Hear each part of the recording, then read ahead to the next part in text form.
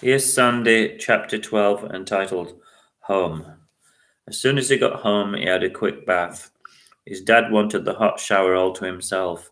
Simon was pleased as it offered him some privacy and a place to escape. He quickly plunged himself under the water and watched the shampoo froth to the surface, drying quickly in the cold. He made his way downstairs and plugged in the hoover and set to work on the trail of biscuit crumbs. Then he dusted the TV and the ornaments like a busy maid. He was careful not to break any ornaments. After last night's football disaster, he knew he had to leave the house gleaming, and then he went out into the frosty road and slowly swept the snow away with a shovel that shone brightly in the sun.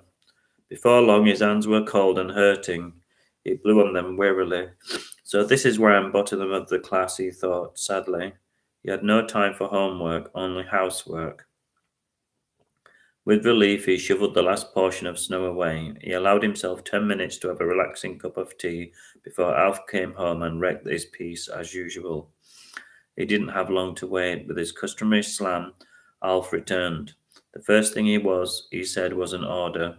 I'm starving, he said. I want steak and chips tonight. He ordered. This was his favourite meal. Simon got to work. He had to get into his good books if he wanted a quiet evening. I want it well done, not burnt, his dad bellowed.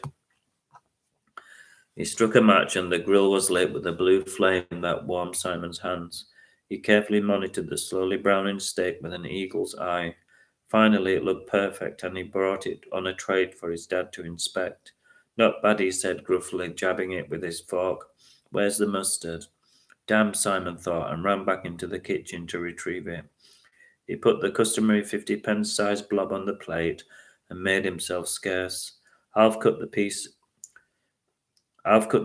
into little squares and crammed them into his mouth. He was so engrossed in the TV that he sometimes missed, and his white vest started to resemble a modern work of art.